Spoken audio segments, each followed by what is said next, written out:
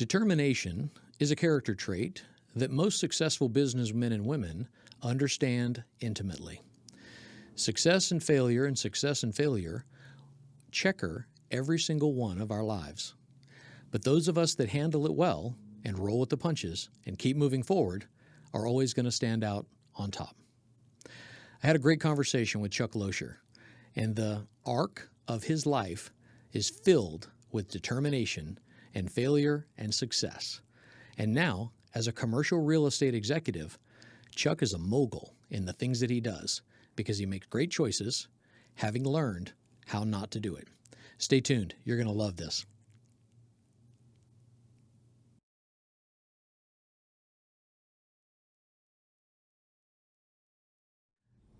Mr. Chuck, welcome. Glad to be here today. Honor to have you. Appreciate it. Appreciate the opportunity. So you have a pretty amazing background, covering a lot of ground on a lot of different areas. 60 years, I guess you could say, yeah, amazing background for a long time working. When you were a kid, what was your first job? When I was a kid, believe it or not, when I was 5 years old, I started carrying a briefcase around the house with a pen in it. Wanted to be a businessman. Nice. And everybody thought I was crazy, and then all of a sudden they had a show come out later on where a young guy in the show, he'd carry around a briefcase wanting to be a businessman. But before he even did that, it's like my mom said I always wanted to be in business, because I listened to my father and a group of guys that come over and drink, and that's all they would talk about, business, and I was always interested in the business world. Even though I got away from that for a little while. I was a policeman for a long time, but I also was always in business since I was a young kid. Mm-hmm. But I guess the first question would be is cutting grass and cleaning windshields at a full-service gas station. That's good. That's but I was singing Christmas carols. So people, to raise money, to make money. Yeah. I was always infatuated about making money and with lemonade stands and stuff, that kids do. I used to love stuff like that. Any way to make money and be an entrepreneur, was my mindset. And what years was that where you were teens, or were you doing that sub-teens? 1968 when I was 5 years old. I was trying to sell lemonade in front of the house. Love it. And trying to cut grass at 8 years old. And wasn't good at it, but I did it. What area was that in?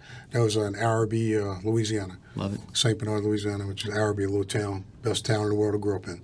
So then military, high school education, how far did you travel through that thing? I Holy Cross High School, and went to Southeastern, flunked out after the first year. So, but that's a story in itself, and that's probably the bad times is what got me to the good times, and I always remember that, and I always kept guard my life all the time. Absolutely. Yeah. So, but the story probably began back in high school, as being a short guy and being not too fast, but my father used to take me to the Holy Cross football games in 1968, and they had the same fight song as Notre Dame is coming out of the tunnel in City Park. Sure. And I was infatuated with that. It's like, man, I wanted to play football for Holy Cross at 5 years old. It's like that's all I could think of. And I played playground ball, and I was okay, but when you get to high school ball, it was the next level. And I was slow, and I was a freshman in high school. I might have been 5'3" at the time, which I'm about 5'6" now. I might have been 5'2", and I was only probably 120 pounds. And they're telling me, you're too slow, you're too slow, and you're not tall enough to play football. The coach would throw me off the field in 8th grade, 9th grade, and which brought me into wanting to work harder, and started working out with weights and making myself. I didn't have the skill sets as an athlete did, but I trained myself to be an athlete, trained myself to be strong, trained myself to pick up speed, trained myself to be a football player. No matter what I did, the coach kept putting me behind and said, nope, you can't come out. So fortunately, that coach got fired, I think my freshman year. And then another coach came in, Coach Henry Rando. And I went to him and I said, Coach, all I ever want to do is play football for Holy Cross. I said, this is what I really want to do. And I said, I'm worried about, I'm real good at football. I said, but they just keep looking at my height and my speed. Right. And I didn't know what he meant by this time, but he said, son, I don't cut anybody. He says, they cut themselves. So I said, okay. So I walked off. I said, well, at least I know I'm not cut yet. He said, come out. And I might have been sophomore in high school, might have been 130 pounds, might have grew a little bit, about 5'4".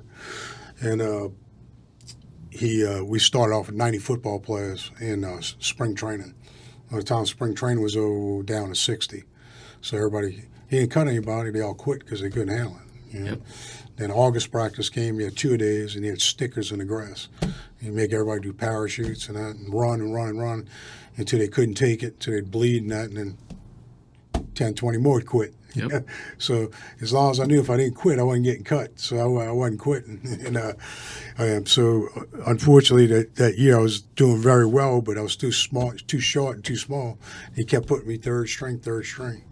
And I said, man, I don't understand. I said, I'm making all the tackles at practice, and I was playing nose guard, but I was the smallest guy on the team. And I said, I can't understand why they don't give me a chance to play.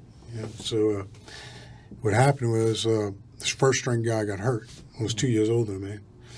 And the next guy who wanted to play pro football, he was the second string guy. He got hurt, and I think there was one more guy in front of me, and unfortunately his father died in a day of a scrimmage game. So they had no choice to put me in the game. So here I am, 145 pounds, maybe 5'4", 5'3". Got all these 6-foot guys next to me. I'm going against 300-pound guys, and went there. It was against old Perry Walker. It was a scrimmage game. And I was making all the tackles. So the coach came through the next week. He said, man, you think you can do that every game? I said, Coach, I can do it every game. I promise you. And We could do this all day. I'd do all day. And I said I'd work out harder and harder to I was the smallest guy, but the strongest guy as far as bench pressing that goes on a team. And so I went and he started playing me and alternating me with the guy who wanted to play pro football. He wound up taking him out of the game and put me in the game, and that guy was 6'5". He wanted to put me in. I was a little bitty, but I had quickness, not speed.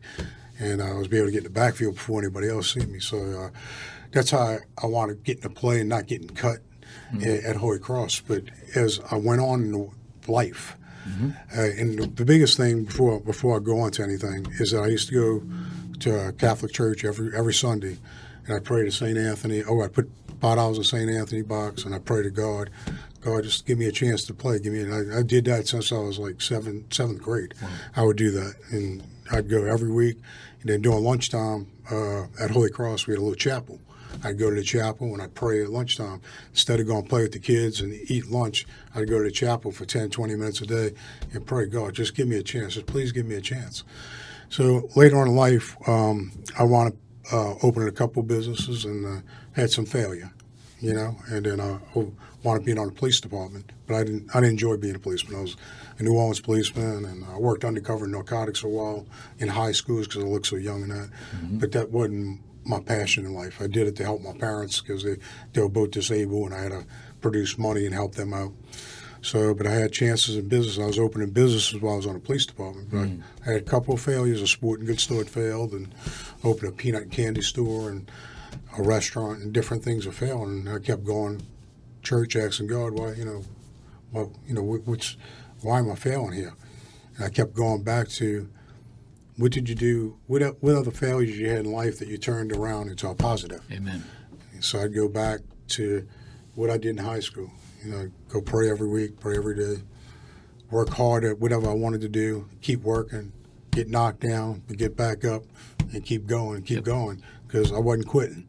Nobody was going to cut me in life, and I wasn't quitting. I wasn't giving up. And finally, I met a dream woman in my life who is still married 30 years later, and she was a young dentist getting dental school before, and I was a policeman. I just started an ATM business when they first came out with remote ATM machines. Sure. So I got into the ATM business, and at the same time, I knew I didn't like being a policeman, but I was in the ATM business, so I went and got my real estate license at the same time. Wow.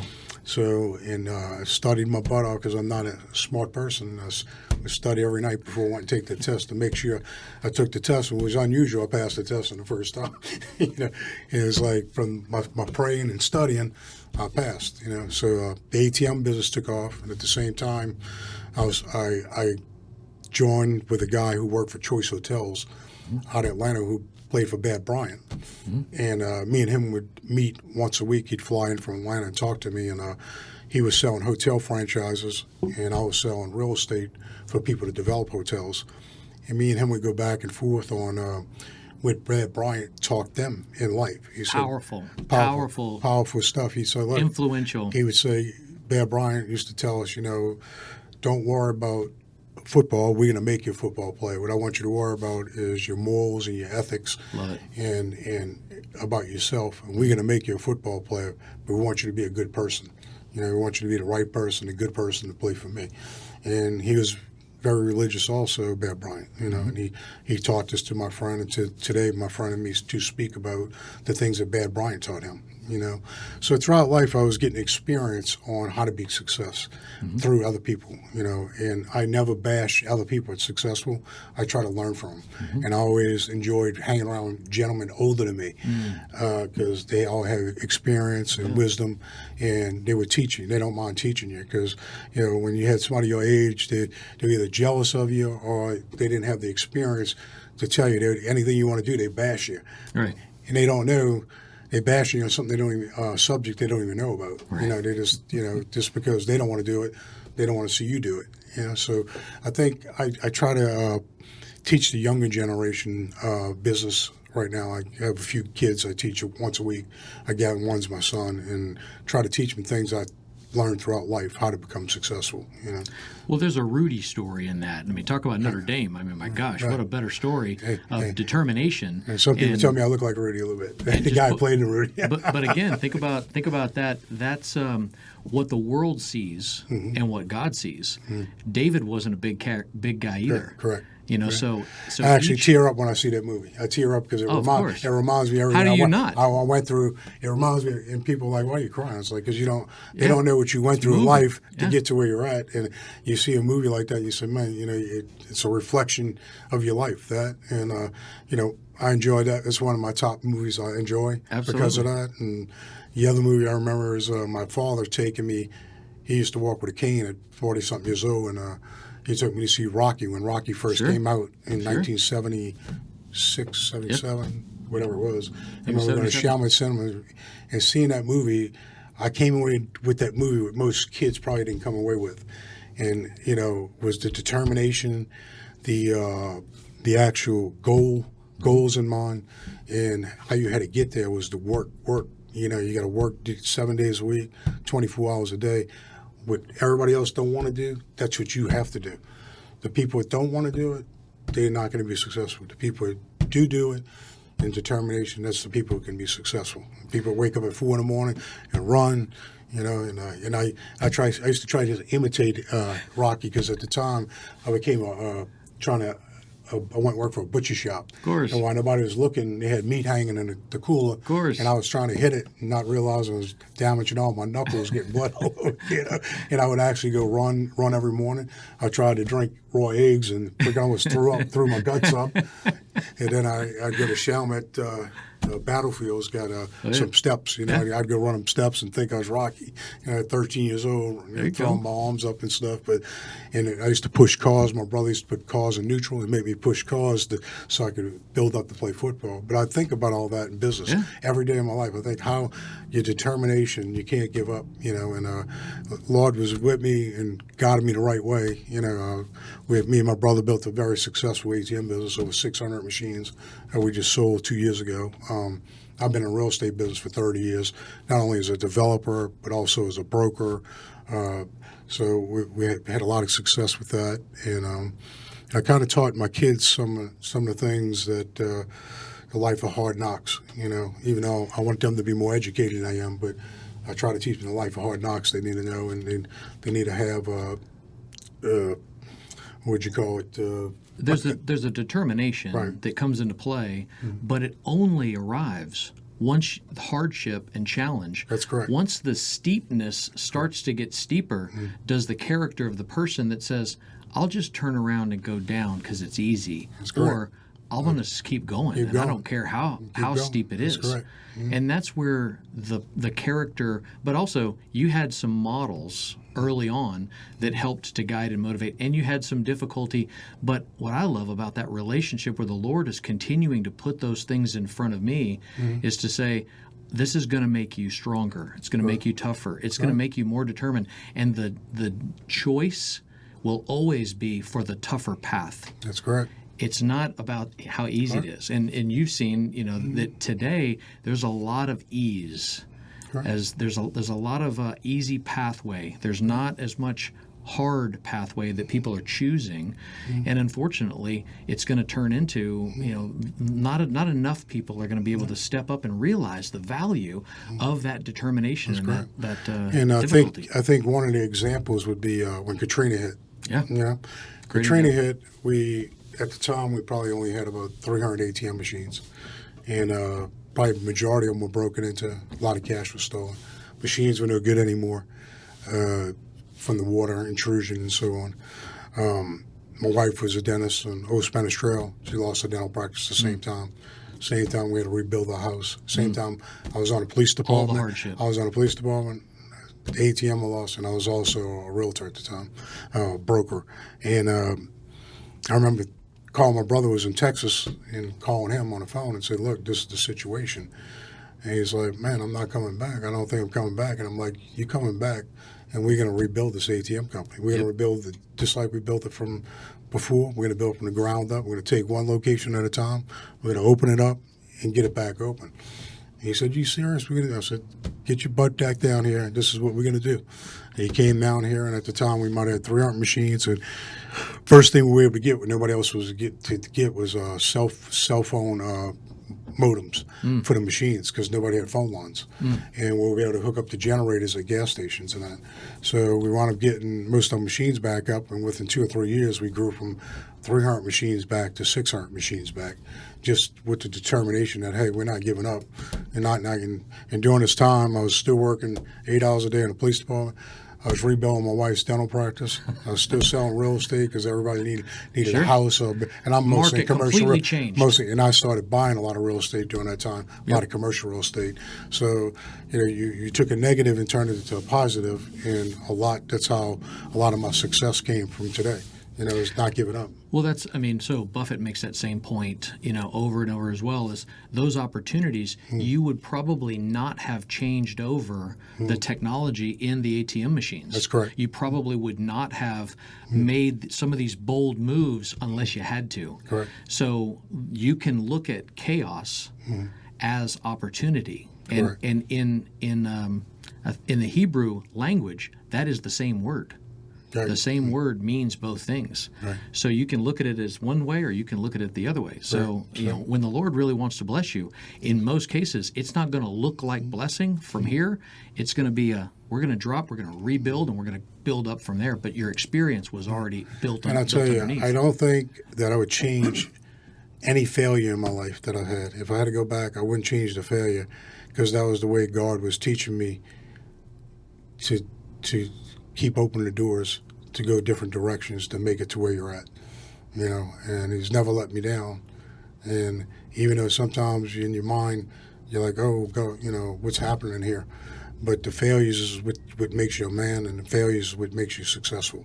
And Rudyard Kipling, the poem If, speaks well of that as well.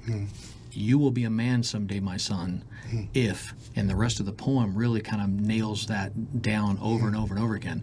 And one of the lines that I always thought was really powerful, if you can gather up everything you have and be willing to risk it on one toss of the dice and lose it all and walk away and not say a word of it again and start over, you'll be a man someday, my son. Correct. And that's one of those, powerful be willing lessons. to risk it all and just know God's there.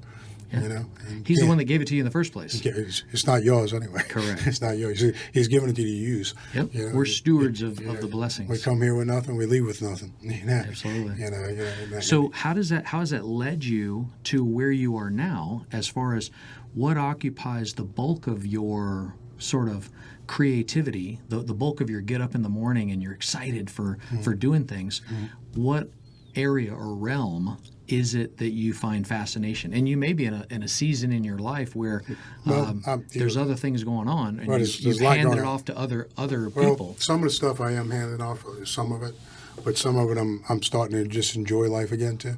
Yep. And I tell people, I'm 60 years old, but my best time of my life was in my 50s.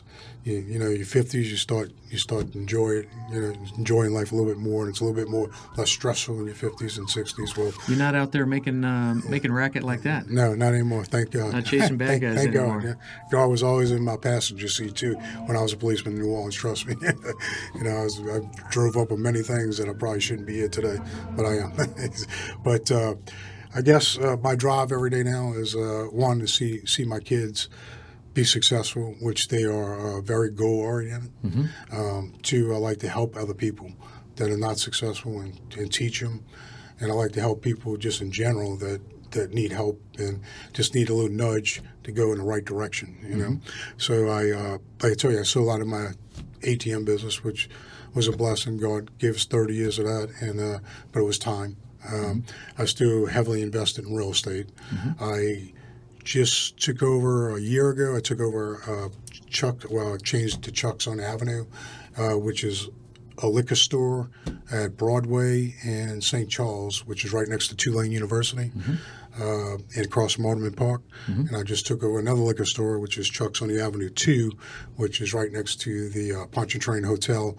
It's more of a tourist store, and the Broadway store is more of a college store, student store. So I'm enjoying learning all about wines and whiskeys and liquor now, and I'm not a big drinker, but I'm enjoying learning about it and getting invited to different wine vineyards and whiskey tastings and certain things. And it's just, Well, Gary Vee is a great example of that, where he worked for his dad for over 10 years in the store, and then said, "Hey, Dad, you know, I think that we ought to take this online." And his dad was like, "What? What is that?" He said, let me just start. Let me show you. We can start selling wine online." correct. And little by little convinced his dad, and ultimately grew the company so much that his dad couldn't fathom, you know, what this was like. And it has done amazingly well since then. But that time spent serving his dad, that's time spent taking care of learning and watching the business and how it grows. So it's a powerful example. But it's not just specifically to the wine. The wine isn't necessarily the thing, but the real estate is an intriguing thing that many over centuries, owning land, owning real estate. Correct. Has always proven to be a very wise investment. Right, it's a wise investment, and it's what makes most people wealthy. You know, if you have most wealthy people you'll see, they have a large real estate holdings, more than stock holdings. You know, especially when you go to the banks and you're trying to borrow money, they don't really look at how much cash you got, how much stock. They rather see you have a lot of real estate holdings, and that kind of creates a large financial statement. The more real estate you hold, the more equity you have in properties, and it's for a bunch of different reasons too. One, you know, if you have a commercial property like I do, you know, you have someone else paying your equity for you. You got appreciation on the building at the same time, and you get to depreciate it on your taxes. But you have also cash flow from the amount of cash that you may put in the equity of your building when you put down. So there's different ways you're making, you know, 3 or 4 different ways you're making money off of real estate. Is there a bit of a niche that you found that you really like, looking for what you consider choice properties that you're kind of always on the lookout for? Yeah, I pretty much like one-tenant buildings. I don't like big shopping centers and that. I have helped develop CVS's, and I developed like Speedy Cashes, which is a check cashing company, loan company. I own typical properties like that. You know, I don't like the big shopping centers because when if you go half vacant, you know, there goes your cash flow. And usually one tenant building's a little bit easier to lease out if you lose your tenant. You know, and I try to lease to national tenants to lower my risk of losing a tenant. You know. So is there a general region that you tend to focus on, or are you all over the place? I'm in Louisiana. I'm all the way from Shreveport down to New Orleans to Metairie. I own quite a few properties in Florida, a few in Mississippi, but I try to stay, southeast of the United States. Is there a size that's very attractive to you? If you have a one-tenant kind of focus of effort, is there a small piece of property that most other 4,000 square foot buildings, 30,000 square feet of land. So that includes parking, for instance? 30,000 square feet of land would include parking, drive-through. The buildings are usually about 4,000 square feet. Is there a location, say near a corner, on a corner, never inside, never near this, never near that? Mostly on corners. Most of the property, even my house, I bought a corner. You know, I'm a corner guy. So I taught my kids from little bitty. I used to drive them around at 2, 3 years old. So see that? It's a corner, buy it. so you even like the corner brownies? Yeah, corner brownies. Everything I buy is corners. One of the things I mentioned that we, last 5 years we bought a franchise of Weichert Realtors, which is out of New Jersey, which most people don't know in the South is the biggest residential brokerage company in the world. Wow. Okay. The United States. Yeah, because I haven't heard of them. They're not as big down here. Their name isn't as big. But they're mostly up north in Connecticut, throughout Texas. And so you bought a franchise for this region? And I basically bought it for my daughter, graduated from University of Alabama about 4 or 5 years ago. And she's doing very, very well with it, doing residential sales. And it's probably one of the best moves we made as far as branching off and buying that franchise. They have a lot to offer, a lot of marketing, a lot of what they do is gives a lot of referrals from out of state that want to move to Louisiana to this area. They put about $20 million or $30 million a year in marketing and doing studies of what's the new trends, how to get more clients, how to do a different type of marketing. Even the colors down to yellow and black, they study, what the human eye is going to be more attracted to. So we're very, very pleased with the Weichert franchise, which is Weichert Loescher Properties. And I think my daughter's really enjoying it. I enjoy it, but, I'm mostly into commercial properties and have a separate company called CMO Commercial Real Estate, which I broker real estate deals and also purchase a lot of my own properties, investments through that company. So along those lines, you mentioned that you're also helping the younger generation, helping the next generation. Yes, sir.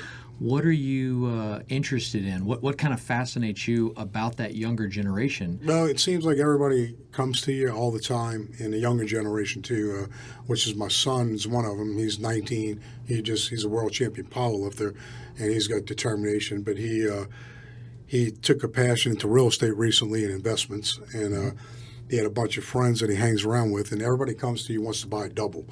That's their first question. Hey, can I buy a double? And anybody wants to get into real estate, the first thing they think is let's buy a double, which is not a bad idea. However, so he started. Now, for the audience, what is a double? A double is a house with two separate units, with a wall between it.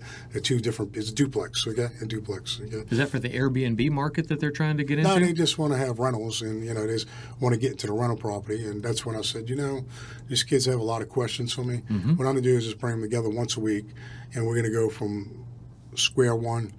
Showing them what our amortization schedule is, showing them what the banks expect to put down, showing what you're looking for as far as cash flow, rate of returns, and teaching them the basics that high schools don't teach.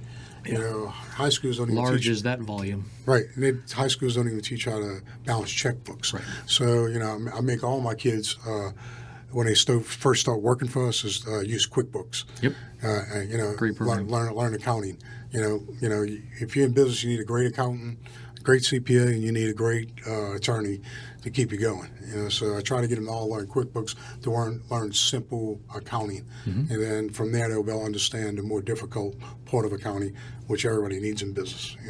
So I teach a little bit of everything like that. I teach cash flow with businesses, teach about the liquor stores, retail, and teach how to develop property from the ground up. I owned a couple of subdivisions, so I try to explain to how the things that you need to do during your due diligence period before you buy a vacant piece of land, and how you got to get an engineer involved. Because in Louisiana, that can be disastrous. You got wetlands, environmentals, you got engineers that need to come out because you need an engineer that knows the area, because you don't know what the setbacks are now. You don't know what the size of the lots. Every place you go, they want a different size lot. They want a different setback. Right.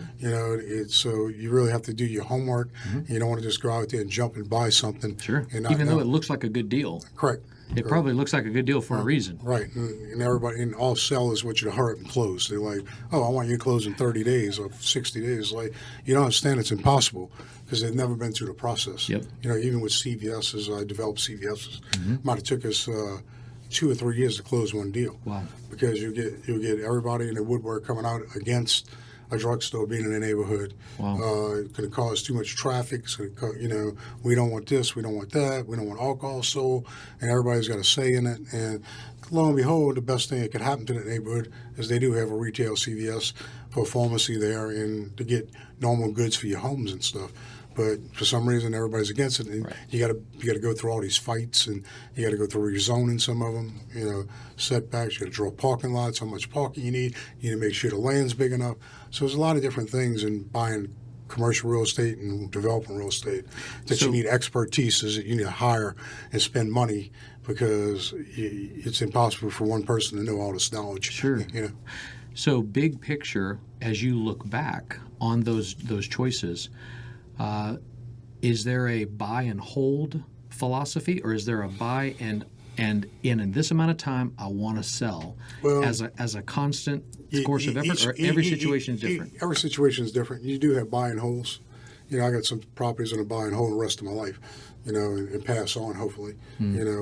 Some properties you'll be cash flowing them, and you realize that I own a couple of houses. I'm not gonna say where, but it's like I got so much equity in them. I'm like, between insurance and taxes, I'm like, why am I holding these properties? Why don't I flip out of them, get to 200,000 that I got in them, and put them into a commercial property where I can cash flow even better. So you just need to judge where you can put your money, because you don't want to sell and then have to pay all the taxes and lose your money. You want to go into what they call a 1031 exchange. Exchange, park the money, and buy a like-kind property so you can start cash flowing better. So that's when you would sell, when you have something better to do, or if you had a cash bond, obviously you would sell. But most of the time you'd flip it to get into a better cash position, better rate of return. It's amazing the game Monopoly makes that little transition. I tell everybody all the time. I said, my kids and everything, I said, learn the game of Monopoly, understand what it's about, because I didn't understand what I used to play, but I didn't understand what it was about when I was a kid. You want to own the bank, and you want to own all the corners, and you want to own Broadway. That's where all the money's at. So with regard to that, the ability to see down the road farther when you're looking at a property, and as you consider what kind of business and what are some things that already going in are going to get you a certain rate of return over the course of time, really regardless of what the news says. Right, correct. What have you found that you feel is again your niche, or what you really gravitate towards? I kind of gravitate more to, especially right now, more of a renovation property than a ground up, because material is so expensive right now. Labor cost is very expensive. So I like turning things back into cash flow. Buying an older building, giving it a facelift, and then bringing the tenant in and trying to build out what the tenant's looking to do. It's a little bit easier with smaller properties than bigger properties. Of course, you could take some old Kmarts and stuff like that and convert them into storage facilities or certain other things. But I like smaller properties. It's a little bit easier to get a tenant quicker and get the right rate of returns. Let's talk about 1808 Front Street. Yes, sir. What was it that attracted you to 1808 Front Street? Well, I'm glad you brought up that subject. I walked it many times, and I was like, I have a partner, Eddie Jacobs, for this. I said, Eddie, my experience in something like this is going to take a lot of money. I said, I don't think we should do it. And he kept talking me back. I said, Eddie, I'm telling you, we shouldn't do this project. He kept talking me back in, and the only thing I guess sold me on it was there was no other office buildings available in Slidell. You couldn't find an office building, and we were looking for an office building for Weichert. He was looking one for Speedy Tires. And sure enough, we went ahead and we got it at the right price, I feel. It was through foreclosure. And when we finally got it at the right price, the other problem was the insurance. As you know, insurance in the state of Louisiana is kind of hurting cash flows. Then you add historic to it, and suddenly it turns into a whole nother renovation problem. Unfortunately, fortunately and unfortunately, we weren't able to do that here. We should have did it, but there's some things that happened during construction that we couldn't take advantage of it. But I have did historical properties before, and it's a big savings when you get the federal government involved and the state government involved to give you tax credits back. It helps out the project and gets the projects open. We should have did that here. We didn't. But this property wound up. Even though me and my partner, we love each other to death, we played high school football against each other. Oh, really? You can see he's 6'5", and I'm 5'6", and I was kidding around with him about laying on top of me, telling me not to get up. But he kept putting more and more money in here, and I kept saying, Eddie, you're putting too much money into this property. Calm down. But he did an amazing job with this. This is a beautiful building. I love it. I'm glad to say it's mine. 5 years ago, I wouldn't want to say it was mine. It has some historical memories in it, too, because when I was a young boy living in Slidell, 18, 19 years old, this used to be a saloon, cowboy saloon, where we'd come in and drink and dance and have fun and get in bar fights and so on and so on. So we had some fun at this place, a long time ago. That's where you developed some of your character. Right, developed some of my character. I still got my teeth there, because my wife's a dentist, so I get my teeth. But anyway, that's an advantage. Yeah. So anyway, but the building came out beautiful. I believe we almost 100% occupied, and there's only one office space left, and I think it doesn't have windows. That might be the problem. But this building's a great building. It's been great.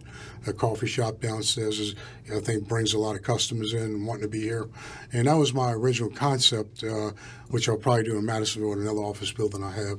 My original concept was to do a real estate office inside of a coffee shop. The reason for that is because most people now, when you're doing business, don't meet at your office. They want to meet at a coffee shop. You don't really want to meet at a bar. It's kind of unprofessional. Yep. Used to older days, people would meet for drinks. Sure. Now people would drink for coffee or breakfast. Yep. So I believe having that exposure, like Weichert does downstairs inside the coffee shop, helps our customer base.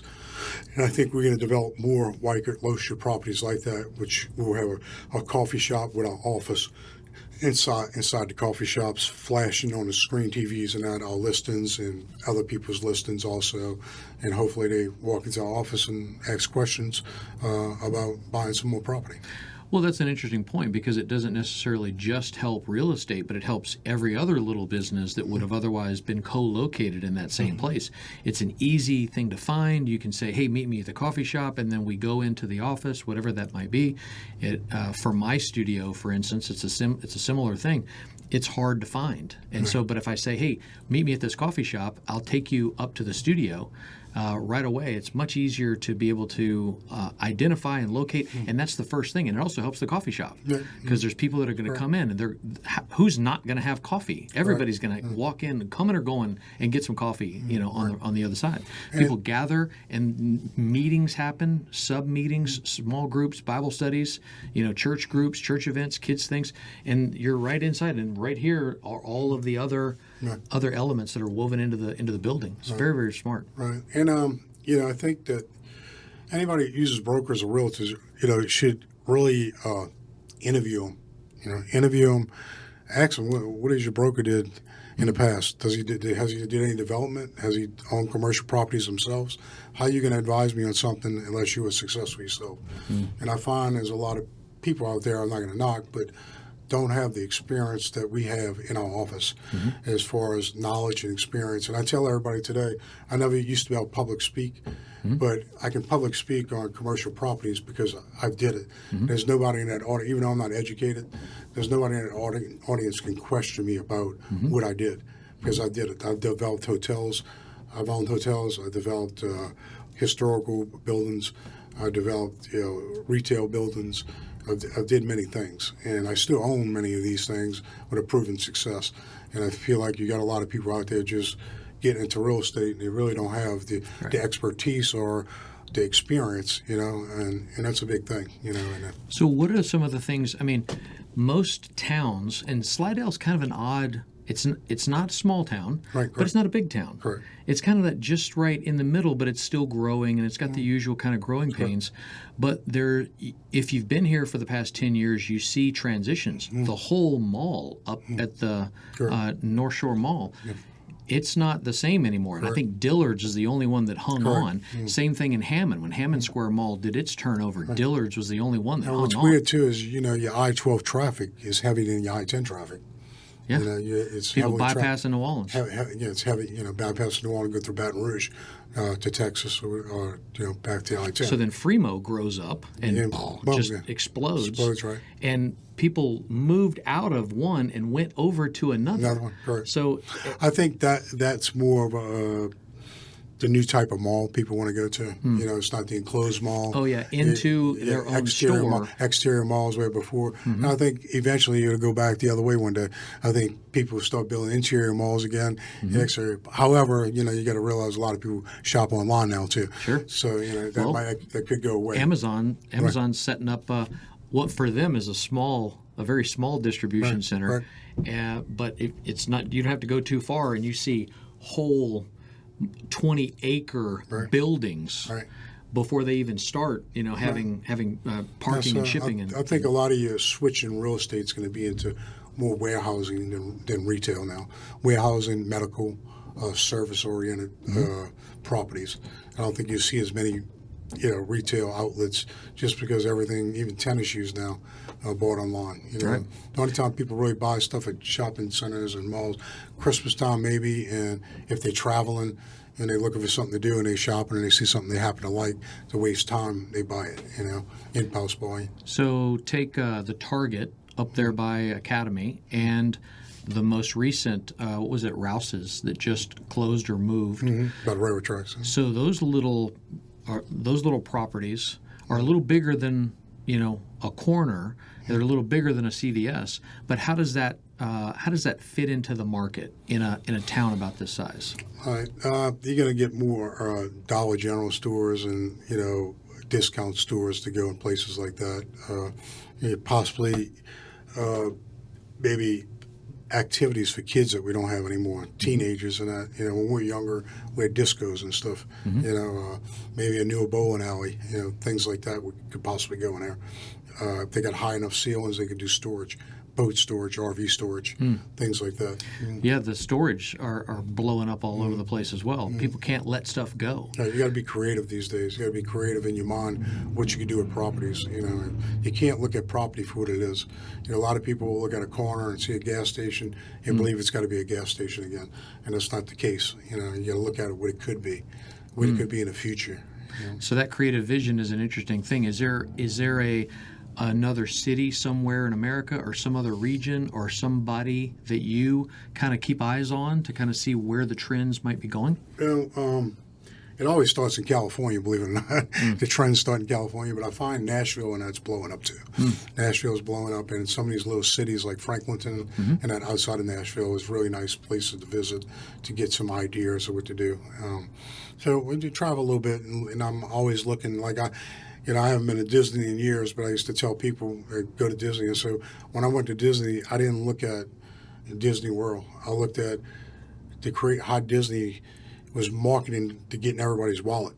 How were they getting everybody to spend money in here? Right. And that's what I look at. I didn't look at the castle and the rides, and I'm looking at how Disney was getting people into the market to get them to pull out their wallets and spend for their kids. And that's what I kind of do. When I drive all day, and I'm looking at different trends and different properties for sale and thinking about what I could do differently, whether I got to knock the building down or whether I could rebuild the building or what could I put on a certain corner or whatever.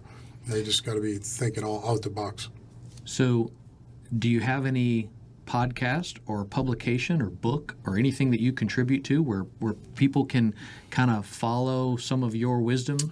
The only thing we have is Facebook pages and that right now, but I'd love to come in here and start a podcast with you and at this premises. It's a really nice place.